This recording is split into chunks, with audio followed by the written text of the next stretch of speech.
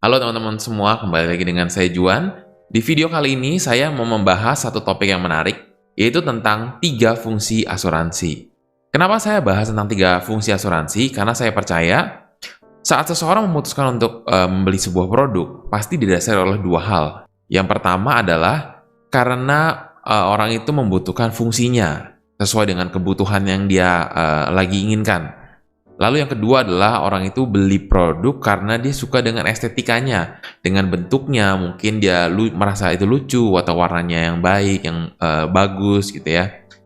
Tapi karena produk asuransi adalah produk yang nggak ada bentuknya, jadi saya mau bahas tentang dari sisi fungsinya. Lalu poin yang kedua adalah saya kepengen teman-teman nih buat kalian yang sudah punya asuransi, sudah punya polis, yang pernah punya polis, yang baru berencana sedang menimbang-nimbang untuk punya perlindungan untuk keluarganya, teman-teman bisa jadikan video ini sebagai sumber informasi yang bisa menjadi bahan pertimbangan.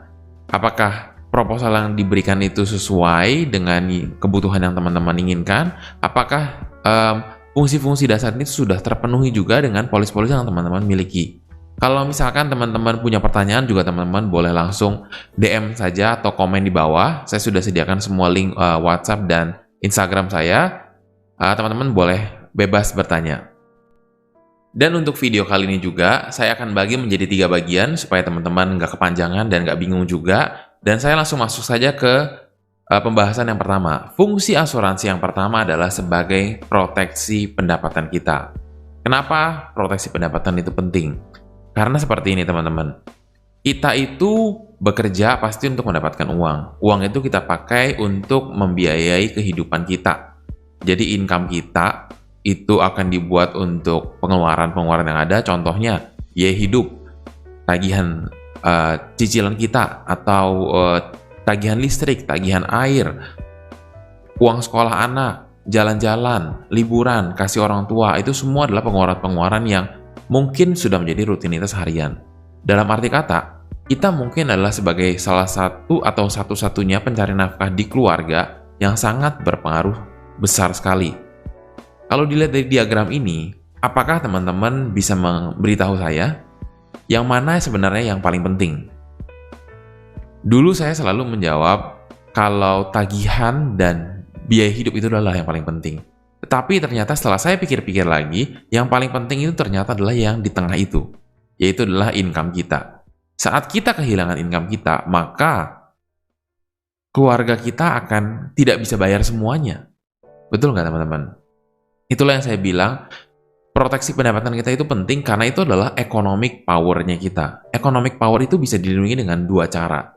Yang pertama adalah kita menjaga yang namanya future income kita. Kalau misalkan, contohnya adalah kita atau saya punya income 50 juta per bulan, berarti kan saya umur 30, punya income 50 juta per bulan, kalau disetahunkan dikali 12 sama dengan 600 juta setahun. Kalau saya berencana bekerja sampai umur 55 tahun, yang adalah 25 tahun lagi, berarti mestinya 600 juta itu keluarga saya mestinya masih bisa dapat 25 kali lagi, betul nggak? Kalau 600 juta dikali 25, maka akan dapat angka 15 miliar. Berarti, economic power yang menjadi pertaruhan buat keluarga saya adalah 15 miliar itu. Kalau sampai saya tiba-tiba terjadi satu resiko dan tidak bisa bekerja lagi, atau mungkin dipanggil oleh Yang Maha Kuasa, maka 15 miliar yang tadinya mestinya jadi milik keluarga kita, itu jadi nggak ada. Betul nggak? Bagaimana sekarang pertanyaannya 15 miliar itu ada hari ini supaya kita tidak menjadikan keluarga kita dalam kondisi yang judi, ibaratnya kayak mempertaruhkan di antara risiko yang ada. Kita satu-satunya cara adalah dengan menggunakan instrumen keuangan, dan instrumen keuangan terbesar leverage-nya itu adalah asuransi. Kenapa? Kalau saya bilang gini, kalau 10 jadi 11, itu namanya deposito. Kalau 10 menjadi 100, itu namanya bisnis. Itu pun belum tentu jadi 100. Bisa jadi 50, bisa jadi minus, bisa jadi hilang. Tetapi kalau 10 menjadi 100.000, menjadi 1 juta, itu cuma ada di asuransi. Asuransi adalah produk dengan leverage terbesar di dunia.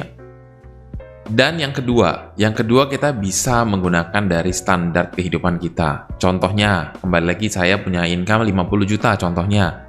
Dan pengeluaran saya adalah 30 juta setiap bulannya. Berarti kalau 30 juta ini disetahunkan dikali 12, maka akan mendapatkan angka 360 juta. 360 juta ini kita bagi dengan 6%, maka akan dapat angka 6 miliar. 6 miliar ini juga bisa digunakan untuk apa? Untuk sebagai deposito. Kalau misalkan kita menggunakan asuransi, menciptakan 6 miliar itu akan ada hari ini juga untuk keluarga kita. Suatu hari ada apa-apa, 6 miliar ini akan diterima sama istri saya. Yang mungkin dia tidak harus sepintar saya untuk cari uang, untuk mengambil posisi yang tinggi di perusahaan, untuk mendapatkan gaji yang bagus. Tetapi dia cukup untuk mendepositokan 6 miliar ini di bank, dan bunganya adalah 30 juta per bulan.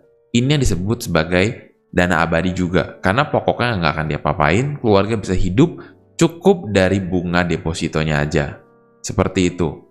Itu adalah dua cara bagaimana kita melindungi yang namanya economic power keluarga kita. Saya pikir sampai di sini dulu aja video kali ini. Kalau teman-teman ada pertanyaan atau apa, boleh langsung WA atau DM saya aja. Dan jangan lupa untuk di-like, subscribe, dan di-share ke teman-teman yang menurut teman-teman membutuhkan dan bisa mendapatkan value lebih baik lagi dari video ini.